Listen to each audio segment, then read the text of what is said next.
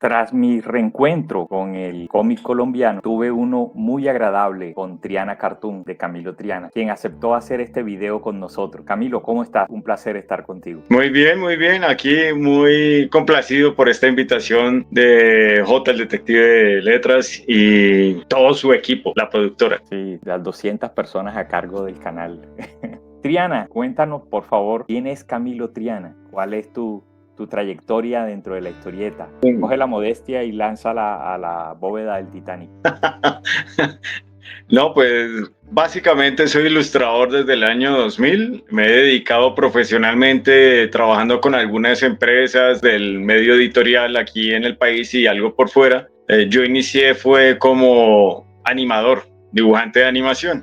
Para los que de pronto ya son cuarentennials como yo, de pronto recuerdan Plastilina Creativa y algunos de los Claro. sketches que hacían en Plastilina de Edgar Humberto Álvarez en Plaza Sésamo, en RCN, bueno, en tantos otros. Él ahí, gracias a Álvaro Maya, otro dibujante de cómics y también ilustrador, me incorporaron al equipo haciendo unas pruebas para unos proyectos de animación. Lo más reconocible y lo que incluso se puede ver hoy en día en internet, por ahí en YouTube, son unos videos de animación, de dibujos animados sobre el bienestar familiar basado en historias del ilustrador John Hoven, que se llamaban historietas al derecho y al revés, no me acuerdo si era así el nombre exacto. Bueno, el caso es que ahí arrancamos, la idea era que en este estudio que nada más manejaba stop motion en plastilina, se incorporaba la parte de dibujo animado, se hicieron unos comerciales donde yo estaba como dibujante de intermedios, un dibujante muy junior, hasta ahora estaba arrancando.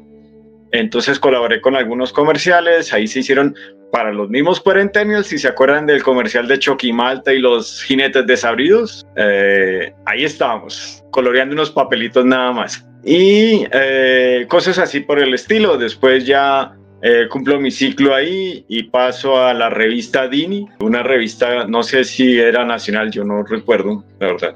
Correcto, Dini era una revista nacional colombiana. Ahí había una historieta central donde también Álvaro Maya la estaba dibujando, además de Fabio Portilla. Y yo comienzo en 2002 a dibujar la gran mayoría de ellas, obviamente con el apoyo de ellos, que ya eran los dibujantes como expertos en este campo dentro de la revista, dirigida por Fernández Narváez. Ahí duró hasta ese año como tal, y después entró como en una idea de convertirme en independiente, ilustrador independiente. Comienzo a hacer con los contactos que tenía, algunos trabajos. Yo venía de estudiar, y esto es importante mencionarlo porque ahí es donde nace Don Batman. Había estudiado diseño gráfico en la CUN, después decido también hacer como una especie de curso de ilustración en la Escuela de Caricatura de Bogotá, y ahí es donde, digamos, conozco un poco más por lo que comentaban algunos profesores y sobre el mundo de los concursos de caricatura fisonómica y de humor gráfico.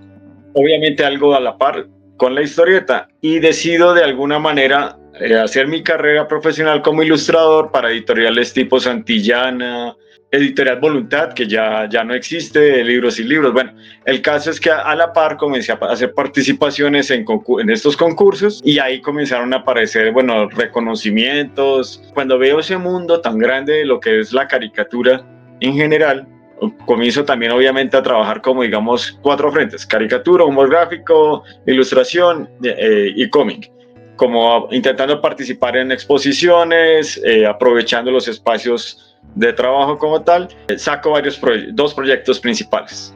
Uno era Clan Nahuali, o Nahuali Comics, que fue la reunión con 2 dibujantes con los que mantenía relación por internet, en ese entonces era DeviantArt. Ahí teníamos los ellos eran Henry Díaz y Giovanni Nieto, y les propongo la idea de que hagamos una tercia pues ahí de sociedad para hacer cómics. En ese momento yo me encontraba residiendo en Chía, Cundinamarca. Tras una serie de visitas a la casa, bueno, hablamos y comenzamos a pensar la idea de decir, bueno, ¿qué es lo que pasa siempre con nuestro trabajo? Muchas veces hacemos historietas, historias, dibujos y demás. Cuando son profesionales, entregamos al cliente, el cliente nos paga bien. Si es para una exposición, tenemos la exposición y perfecto. Pero muchas veces esas historias quedan para mostrarle a los amigos, en el caso que uno viva todavía con los papás, si acaso a los familiares. Y mijito, qué bonito le quedó, pues, ¿para qué sirve? O si no, queda guardado debajo Yo decía que debajo del colchón por molestar, pero queda para En una portar. carpeta. Entonces yo si acaso le decía a mi esposa, mira cómo me quedó, ay, tan lindo. Y bueno, entonces dijimos, hagamos una cosa, optimicemos tiempos. Hay un guión, ¿qué tal si lo rotamos a ver quién lo dibuja, quién lo colorea, quién le pone la rotulación? Y en ese momento estaba el gran boom de que venían los cómics digitales y que había que montar todo en internet. No es un secreto que hace 15 años, 16 años, era muy caro imprimir. Sí. Hoy en día casi en cada esquina se encuentra un plotter. Entonces, impresión láser y ya tiene usted su Pero en cómic. cantidades limitadas. Sí, sí, sí. Y aún hoy me parece relativamente más cómodo de alguna manera. No sé si es porque uno ya, no sé, está en otra etapa de la vida y entonces uno como que se angustiaba mucho, pero sí, cantidades cómodas, por decirlo de alguna manera. De 500 para abajo. Exacto, sí, por dar un número, perdón. Entonces dijimos, listo, hagámosle. Comenzamos a hacer un proyecto basado en una historia toda loca que se llamaba Eddie X, la historia de un metalero sideral. Básicamente era porque, digamos, tenía mucha afición por el heavy metal. Me imaginé. Y aparte de eso se dio otra particularidad y es que en 2008 es la primera vez que viene Iron Maiden a Colombia y yo participo en un concurso, hago parte de los ganadores y creo que de alguna manera como no sé, en retribución de haber estado en el concierto, hago una especie de historia ahí que era básicamente una especie de cadáver exquisito en el sentido de que eran muchos personajes con una historia muy de esa onda de la revista Heavy Metal, de la Metal Horland, donde se abordaba el space opera, el absurdo, algo de humor, algo de acción. Era como un salpicón y al final uno quedaba como, hey, ¿qué pasó? ¿Qué pasó? Una historia con un final que fuera absurdo y de pronto no tan predecible. Decidimos comenzar a trabajar los tres, incorporamos un invitado que no hacía parte como del trío en sí, Triana, entonces éramos tres, no sé. Él era David Velázquez, lo invitamos a que dividimos la historia en 4 capítulos, más o menos de 3 hojas cada uno.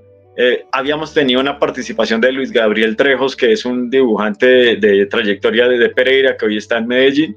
Hacemos unas planchas, en la Escuela de Caricatura de Bogotá nos proponen la posibilidad de participar en una exposición, presentamos esa muestra y digamos que ahí lanzamos oficialmente en sociedad el grupo como tal, y a la vez comenzamos a incentivar todo el trabajo en los famosos blogs de Blogger. Y ahí comenzamos a tener trabajo una página, una semana, una página, dependiendo si ya estaba el guión y demás. O sea, a la par yo intentaba sacar mis trabajos de caricatura y de humor gráfico en exposiciones y como les decía, venían los reconocimientos, las invitaciones a eventos como el Festival Internacional de Caricatura de Ricardo Rendón en Río Negro, Antioquia, y en el Cali Comics, el salón de gráfica pues en general de Cali, y ahí pudimos llevar cómics pues a estos espacios, todo montado en internet. Y en 2009, no recuerdo muy bien ya la fecha, creo que a Henry seguía una página que se llamaba Historieta Patagónica, era de la Argentina, donde el que la dirigía o el que la lideraba era Alejandro Aguado, un dibujante de la Patagonia. Decidió escribirle comentándoles que ellos como que habían hecho, ya no recuerdo muy bien, una convocatoria como si alguien se quería integrar, y nosotros escribimos y básicamente nos dice Alejandro, listo, si no tienen problema, publiquen allá en su blog y también la publican acá, y semanalmente por 2 años largos estuvimos publicando en el blog de nosotros y allá, y hicimos como una buena sinergia, tanto así que nos lograron incorporar en varios impresos de los que sacaban ellos allá en Argentina dentro del circuito regional, no sé si nacional. Bueno, esa es la historia de Triana en los cómics, pero ¿cuál es la relación de Triana en los cómics? O sea, ¿leías cómics de antes? ¿Qué te gustaba, qué no? El primer recuerdo, y creo que por el cual nos enganchamos mucho, era cuando estaba niño, en los años 80, había un periódico de distribución nacional, hay un periódico, todavía existe, tenía una sección, era una separata que se llamaba Las Lecturas Dominicales. Compraba el abuelo el periódico y sacaba su sección para leer política y de pronto dejaban la separata ahí, los monos, bueno, esa era otra revista, pero también les decían los monos, los muñecos, para que los vieran los niños, y con mi hermano, pues me imagino que él también los miraba, y comienzo a ver estas historietas, obviamente muy influenciado también, porque en los 80 ya había animación en televisión, entonces todo este mundillo de la abeja maya, porque hay que decirlo así, nos ven muy barbudos, pero veíamos la abeja maya, Centella. Curiosamente entramos con mucho anime, ¿no? Los Picapiedra también, los Supersónicos, después ya viene todo ese montón de dibujos que veíamos de los Thundercats, toda esa franja de los sábados. Esas lecturas donde conocí Billy Bolín, Lucky Luke, mismo Condorito, el Fantasma. Tuviste cercanía con cómic europeo muy temprano. Pues es que el periódico traía las viñetas, ¿no? Entonces uno como que decía, uy, vea esto, y también en el otro, en el que era su competencia. Es que no sé si se pueden decir los nombres.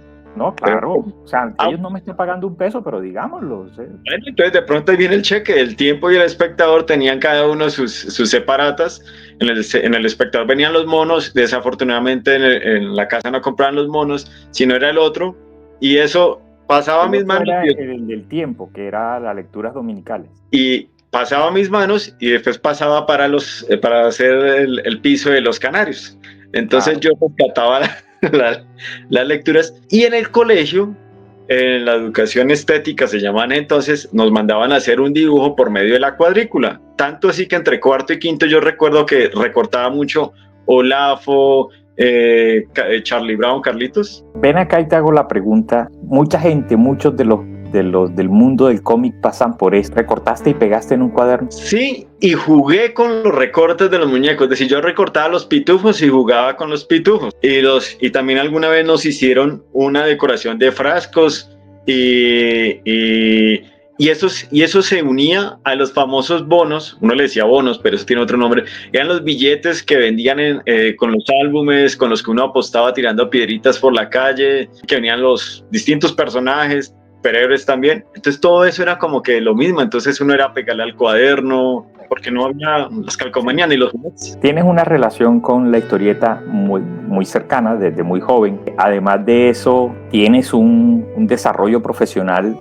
con la ilustración, pues de más o menos la mitad de tu vida. ¿Cuál es tu historieta favorita? Yo creería que incluso por cantidad de haberla comprado y por el gusto tan exquisito en el dibujo que tenía Uderzo, sin duda puede ser Asterix. Si me permite la licencia, latinoamericamente hablando, podría ser Condorito, porque es que eran lo que más fácil llegaba a los pueblos. Y yo soy de un pueblo de Colombia, de Cundinamarca, que se llama Villeta, Cundinamarca. Ahí estuve los 18 primeros años. Era lo que más podría encontrar, aparte del periódico. Pero bueno, por lo menos te podías encontrar Asterix. O sea, yo no tenía acceso a un Asterix. Bueno, el Asterix lo pude ver por los monos. Yo me refería más a Condorito, que ese sí. Cuando te hice la pregunta, inmediatamente pensé, no teníamos acceso a manga, no había. No. Conocimos primero el anime que el manga. Sí. Manga no había. Había historieta norteamericana, lo que trajo Novaro de pronto, y había historieta latinoamericana, sí, durante el boom de la historieta, lo que nos tocó de la historieta mexicana, pero hasta ahí no teníamos más. Entonces yo dije, esto es una pregunta como medio boba porque pues, no teníamos mucho. Pero bueno, hoy en día ya tenemos acceso a mucho más y te gusta, o entre las que más te gusta está Asterix. Pero el personaje que tienes atrás es Don Bassman y la camiseta que tienes puesta. ¿Tienes algún gusto especial por Batman? Sí, o sea, yo no mencioné Batman porque sencillamente yo pude venir a coleccionar Batman como cómic ya cuando estaba a punto de entrar a la etapa universitaria. O sea, estamos hablando de 17, 18 años. El tema de Asterix era por lo de la revista que le digo. Y creo que a mí sin duda el primer Batman que me engancha es el Batman de Adam West, es el del 66, creo. Porque incluso ese fue uno de los primeros disfraces. Con mi hermano éramos Batman y Robin, entonces... ¿Tú cuál eras? Batman, no es que yo soy el mayor. Batman era el más grande, ya no. Okay. Bueno, pero te tocó ser Batman, eso pues, uno contar que le tocó ser Robin ya no es tan chévere. Cuéntanos de Don Bassman. ¿Cuál fue el proceso creativo? ¿Cómo nació Don Bassman? ¿Cuál es su historia editorial? Bueno, este Bassman ha tenido una evolución, pero básicamente lo que les quería tener una sorpresa y es que no encontré la hoja original donde escribí un guión para una radionovela, un sketch de radionovela en la universidad donde estudiábamos diseño gráfico. Había una materia que era comunicación visual y el profesor dentro de lo visual le dio por decir, hagan un sketch para hacer, vamos a conocer distintos medios, entre ellos está la radio. Pero pues como no había emisora, dijimos, hagamos un audio, y creo que llevaba tiempo dándome en la cabeza una idea de generar una parodia, porque, bueno, no tengo muy claro si de pronto había visto algo, y genero un sketch haciendo una parodia pues, de un Batman. Este Batman no se llamaba Batman, sino era Ratman, como el hombre rata.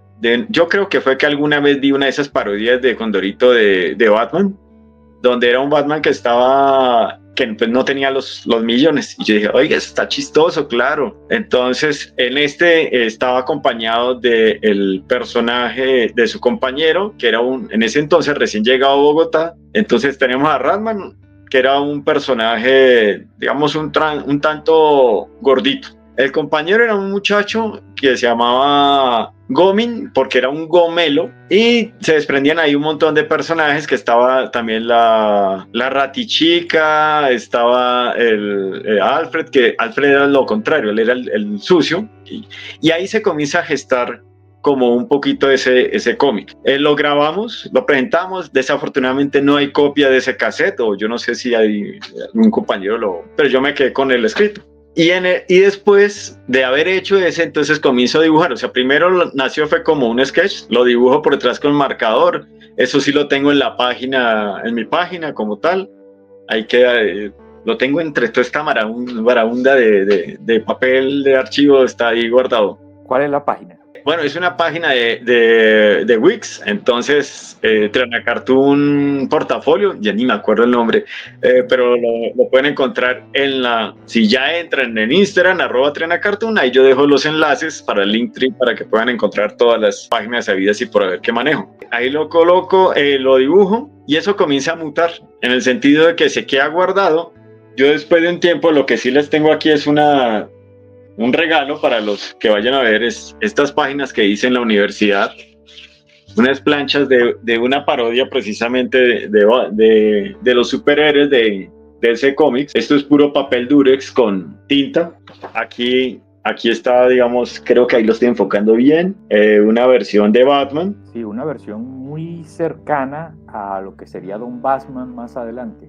Sí, incluso aquí están todos los enemigos. Y esto es muy influenciado también por la serie animada de Bruce Timm de los años 90. Bueno, estaban las películas de Tim Burton, después vienen las de Schumacher. Diosito, ten en tu gloria bien a Joel Schumacher. El caso es que comienzo como a pensar en los cómics, intento hacer algunas exposiciones basado en este material, pero pues digamos todavía era muy amateur, por decir sí. Y en ese entonces estaba muy de moda lo que era Acme, Agente Naranja, Zapepelele.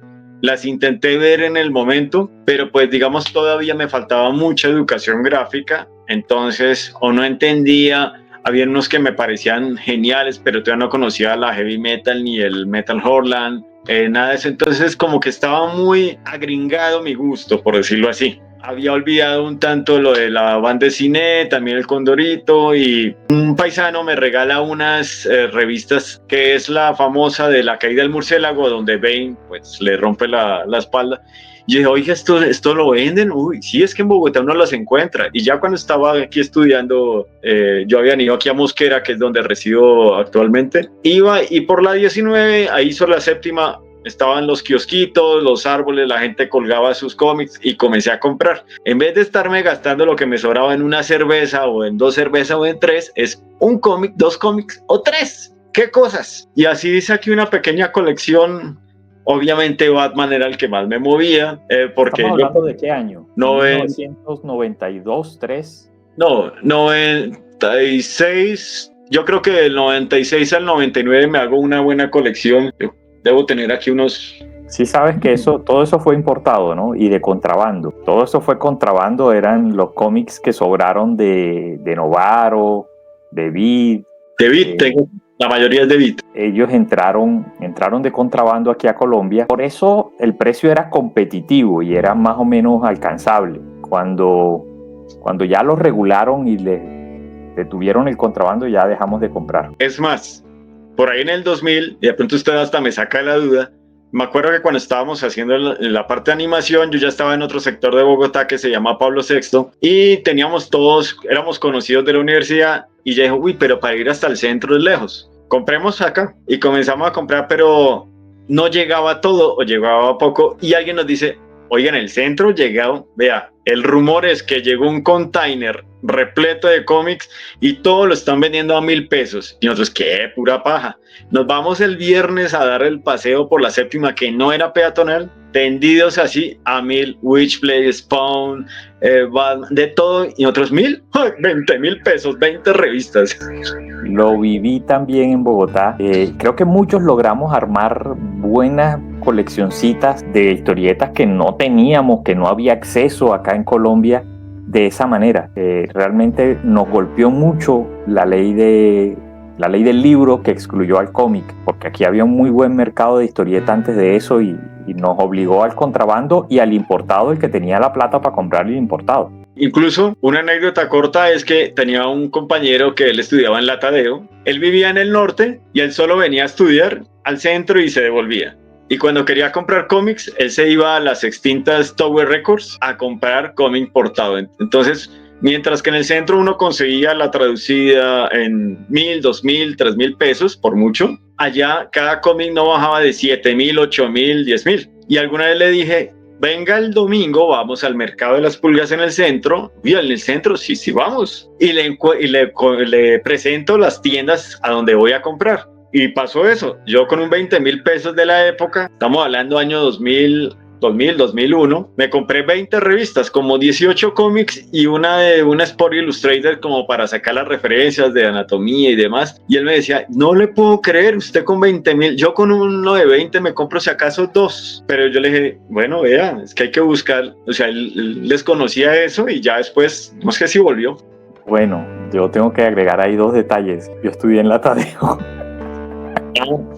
El segundo, bajando de la Tadeo hacia la séptima para coger un bus para ir a mi casa, había, yo no sé si todavía está, un sitio donde se sacaban fotocopias, pero también vendían historietas, de donde el mono. Y allí donde el mono compré en 10.000 pesos de esa época el Watchmen compilado en español.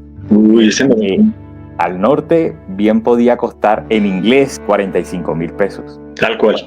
Fue una buena época esa llegada de cómic de contrabando importado por debajo de cuerdas. Don Bassman, aquí tengo mi ejemplar de Don Bassman.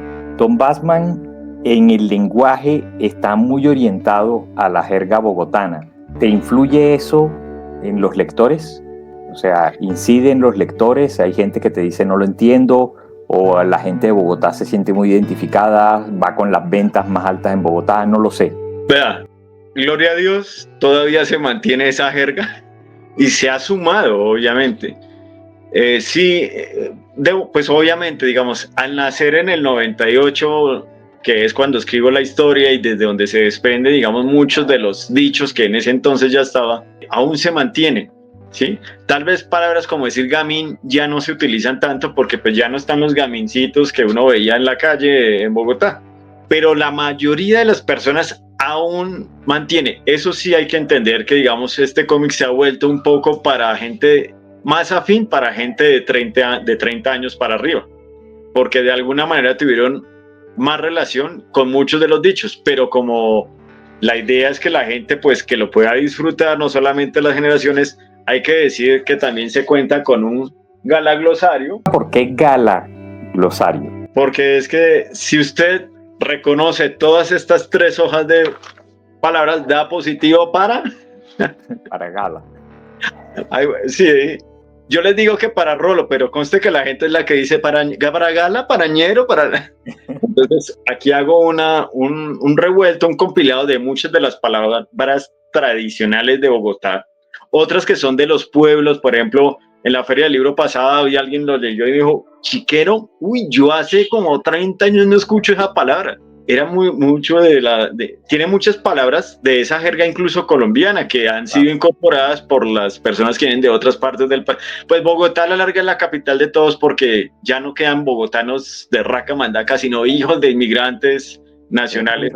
Es muy raro, la gente, uno le pregunta a la gente, ¿pero tú eres de Bogotá? Sí, claro, yo soy bogotano. ¿Y tus papás? Ah, no, mis papás vinieron de pero ya no vivíamos cachaco, ese ya no se encuentra como si hace una generación. Bueno, cuéntanos, ¿de qué trata Don Bassman? Bueno, resumido, es básicamente la historia de ¿qué pasaría si Batman no tuviera plata y viviera en Ciudad Bogótica? Eso plantea, acabo de tener un evento el fin de semana pasado y llega un señor y me dice, un señor cincuentón, me dice, pero usted le pone dos variables muy difíciles, estar aquí y sin plata. Y ahí se desprende la idea de que Batman es un todero, es alguien que vive del rebusque, que no se vara, y poco a poco obviamente se ha estado nutriendo más la historia. Entonces este Batman, que tiene ya toda una presencia y es Don Bassman, comenzando por eso, él es una especie de vengador neurasténico que viene de esta cultura de la guerra del centavo. Era un exbucetero, más o menos es la idea, que al quedarse sin trabajo, pues de alguna manera conoce a Hodin, que es este viejito de 90 años, que es el que está menos vaciado, y tenía, me imagino que era el ayudante, yo estoy aquí haciendo confabulaciones de Galadfred, y deciden generar, como es que dicen hoy, hay que producir, hay que facturar. Entonces, ¿qué mejor que cobrarle a la ciudad para arreglarle las cosas que de pronto no están funcionando? Y entre ellas es obviamente los delincuentes. Pero pues la verdad él no tiene un aspecto muy filantrópico, sino lo mueve la plata, y por eso ahí se ve una relación tensa con el comisionado, bueno, con lo que representa la ley, y básicamente aborda todas estas situaciones exageradas que vienen del humor gráfico, que vienen de la exageración y que tienen puntos comunes dentro de la ciudad o de actividades dinámicas que uno encontraría en una ciudad como lo es Bogotá, que en este caso se llama Ciudad Bogótica. Leyéndome Don Bassman, yo encontré varias cositas interesantes.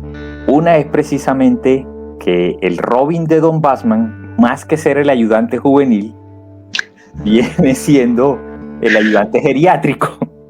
El ayudante senil. Sí, también está un poco senil este Robin.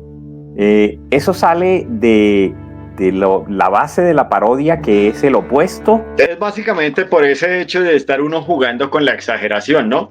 Porque si vemos, digamos, dentro de la historia que yo cuento de Don Bassman, antes de ser Don Bassman se había convertido en Don Batman, el Bat de malo. Entonces era un tipo muy cruel, era un tipo muy vasto, muy truán con la gente, y mantenía a su compañero Gomelito. Yo por aquí aún mantengo en mi portafolio viejo de cómic, esta viñeta incluso se mantiene, o mejor dicho, esta página se mantiene dentro del cómic, pero esto ya es la visión con el jovencito. Después pasa a ser con el viejito, porque pues era más chistoso que el ayudante de este personaje fuera alguien mayor, pero pues no quería, digamos, quitarle la raíz juvenil. Entonces este viejito, él no es un cachaco, él es un viejito de 90, pero se cree Gomelo, un Gomelo de los 90. Entonces habla todo así, tiene algunos spanglish como, ok, ¿sí me entiendes? Entonces, claro, esa relación de alguien que es un poco más tosco con alguien que viene de un ambiente más fresa, por decirlo así, generaba otra dinámica que también funcionaba dentro de lo que quería mostrar. Decía que entonces había encontrado varias cosas. Esa fue una. La otra es, no sé si es a propósito, el diseño del traje de Don Bassman tiene mucho del de Batman de Surenar. ¿Eso fue a propósito? ¿Hay alguna razón para eso? Ahí hay una cosa muy particular, Jota, y es lo siguiente. Yo no conocía, si bien yo era coleccionista de Batman, ya cuando comenzó a darle el color, estamos hablando de 2008, 2009 tal vez, sí, 2009. Yo ya tenía mi colección, mi super colección, mi baticolección. Lo que hago es, yo creo que es una chiripa. Esto tiene que ver con Olafo, porque Chiripa era el compañero de Olafo. Sí. Pero lo que quiero decir es... En colombiano es una casualidad inesperada, ¿cómo se dice eso? Eso tiene una palabra, un serendipity. Gracias, productor. Lo curioso es que si uno coge el traje tradicional de Batman, azul con gris, o un azul oscuro con un gris, y uno comienza a jugar con la gama de color, haciendo la variación, pasando por distintas tonalidades, hay un momento donde pensando, digamos, en todo lo contrario, pasar ese azul al rojo va a aparecer en la escala cromática. El primer paso de la parodia es el opuesto. De hecho, el diseño original de Bob Kane de Batman es el opuesto de Superman. O sea, el diseño de Bob Kane era un Batman rubio porque Superman tiene el pelo negro, con un traje rojo porque Superman tiene un traje azul. O sea, era un diseño muy básico. Es Bill Finger el que nos construye el Batman que tenemos hoy en día.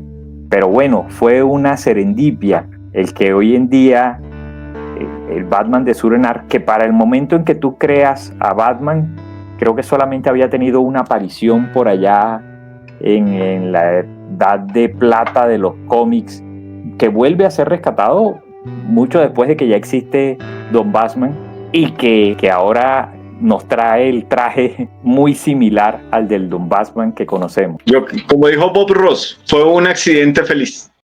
Don Batman está lleno de huevos de Pascua, de detalles ocultos, de muchos chistes secretos en la parte trasera de la viñeta. ¿Puedes revelarnos algunos? Claro que sí.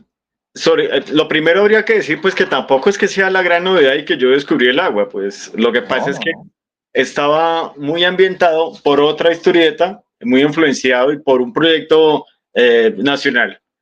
La primera es Mortadelo y Filemón, que tenía... Ibáñez era un campeón de meterle a uno huevos de Pascua por todo lado y de acuerdo.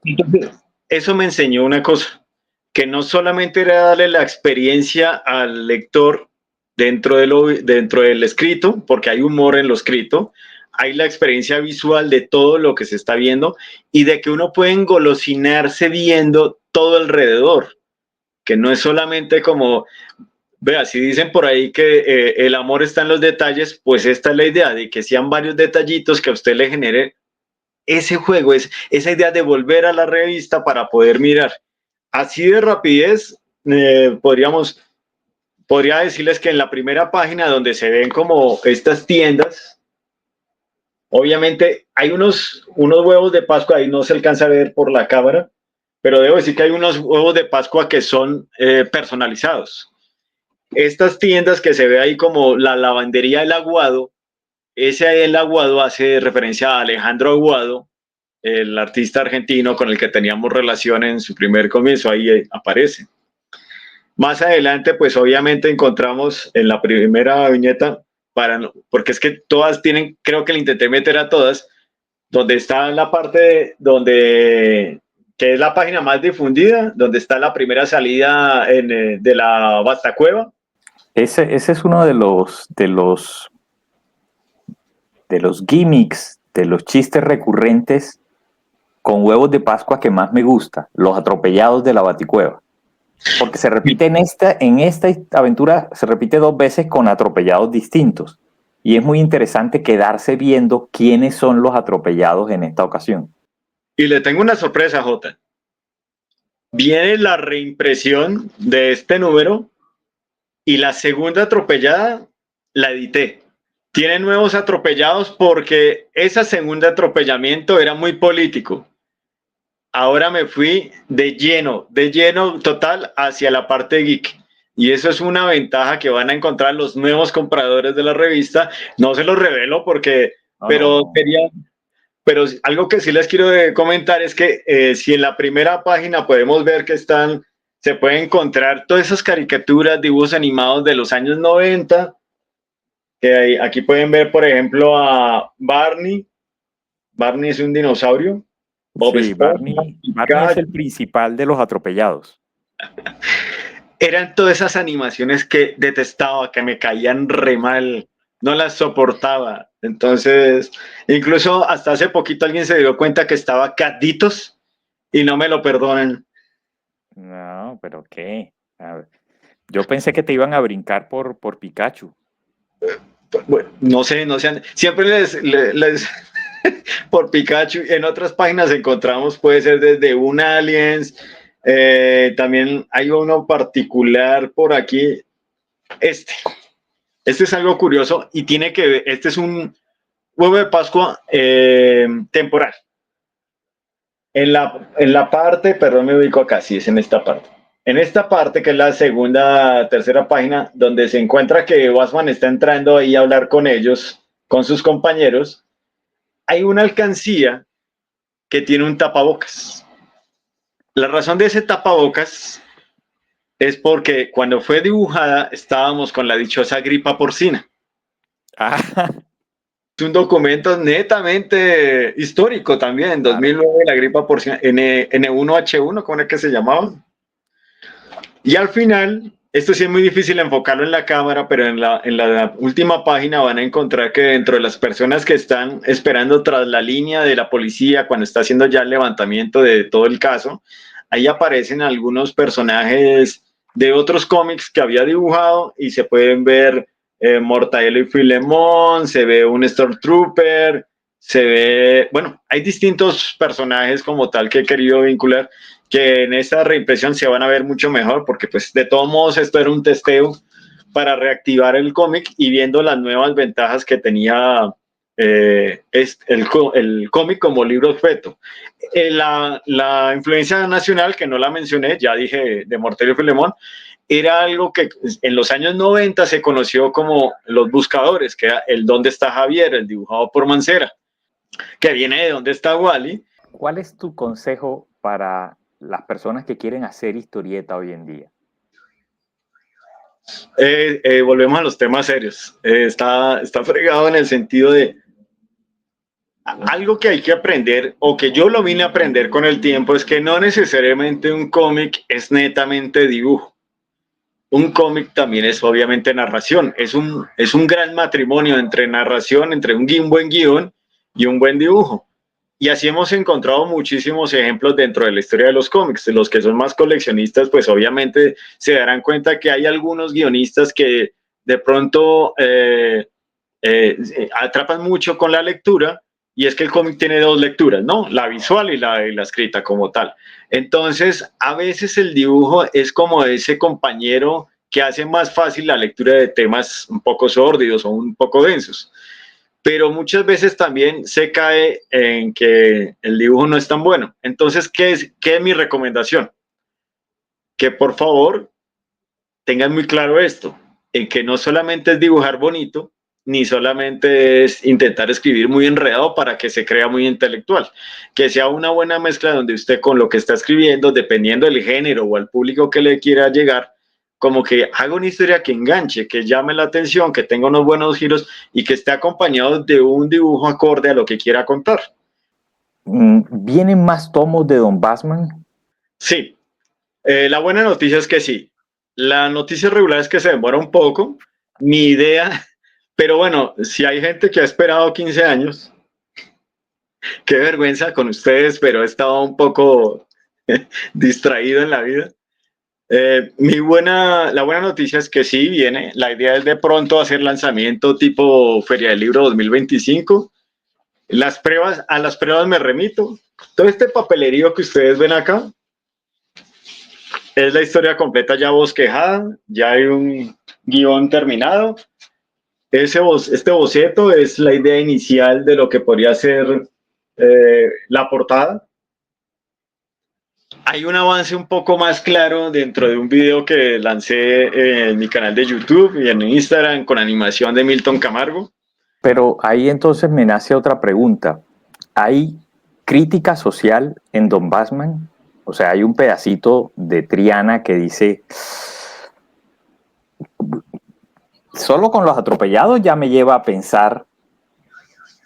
Cuando comencé a dibujarlo en sí, hubo esa escena, el segundo atropellamiento, que es muy político porque tiene unas figuras que en su momento, digamos, eran, y que aún sus ideologías, sus gobiernos se mantienen, pues de alguna manera era una especie de salpicón de todo. Obviamente ahí no les va muy bien con Don Bassman, entonces planteaba como una posición frente a esas figuras. También el mismo hecho de algunas acciones que hay en estos personajes pueden generar, pero en sí no voy a pasarme aquí de inteligente diciendo, sí, claro, yo hice ese cómic intentando dar una visión. No, creo que se me salió, lo exudé por los poros creativos y quedaron plasmados en esa viñeta, por ejemplo. Pero pues no he buscado en sí una crítica como tal puntual, pero creo que en esta dos viene una parte que va a ser interesante, sobre todo porque va a volver a tocar temas musicales. Y hay algo tecnológico ahí que falta hacerle una pequeña ajuste, porque es que la cantidad, mire, tengo que darle gracias a los compañeros, a la gente que lo ha comprado, que ha venido, porque todos me han dado ideas, todos se han querido de alguna manera sumar un poquito y eso para mí ha sido muy agradable, muy generoso intentar ayudarme a construir ese personaje que a la larga nace de las experiencias, de lo escuchado, de lo visto, de lo olido hasta de lo probado, pues en todo este contexto de la vida de uno en cuanto a la historieta. ¿Qué viene para Triana y para Triana Cartoon? Uy, esta pregunta no me la esperaba porque esa distinción de Triana y Triana Cartoon, bueno, en Triana Cartoon básicamente la idea es, yo tengo una planeación de distribución en el aspecto editorial, precisamente en este testeo de lo que está funcionando, porque pues de alguna manera eh, sigo con mi testarudez de vivir de un sueño, que es el sueño de dibujar, que me paguen por dibujar.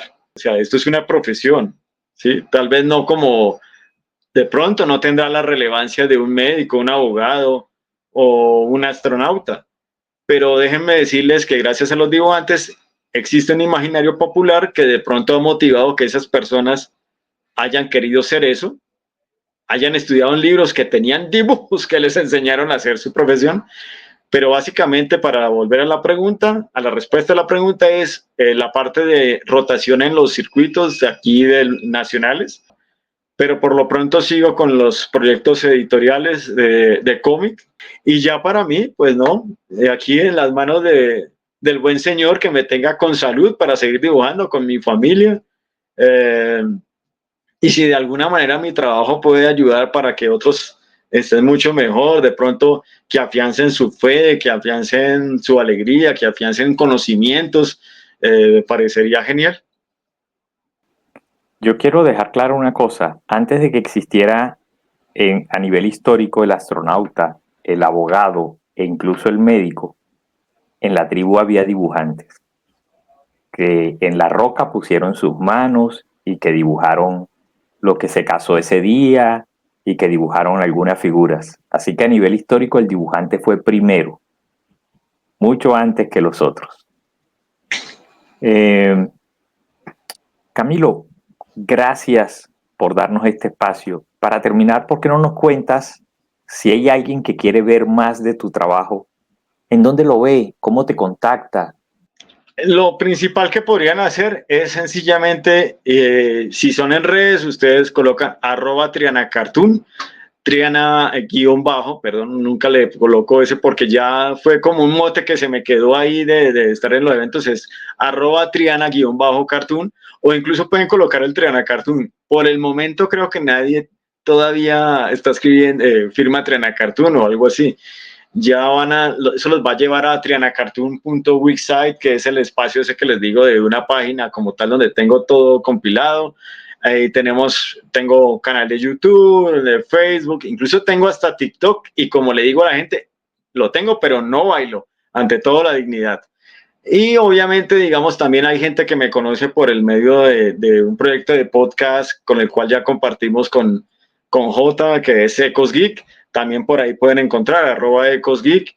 Y bueno, el correo trianacartoon@gmail. Muchas gracias, Triana, por este espacio. Gracias por crear a Don Bassman y a muchas otras historias maravillosas. Gracias por mantener viva la historieta nacional, por ser un ladrillo más de ese castillo de historietas que queremos que se mantenga vigente en Colombia. Y espero volverte a ver pronto. Claro que sí, que eso se va a dar más pronto de lo que creemos. Tenemos incluso un programa ahí pendiente de allá en Circasia, por cierto, ya estaremos Sí. hablando. Gracias, Camilo. Gracias por compartir este espacio con nosotros y con todos los que estén viendo este video en Detective de Letras. A Soy usted, J y esto es Detective de Letras. Si les gustó, denle las gracias a Camilo en la caja de comentarios. Y de este lado, para que se vea, like, campanita, suscribirse, compartir. Nos vemos en el próximo video, investigando otro tema o hablando con otro autor. Que Dios los tengan un bendiga. buen día.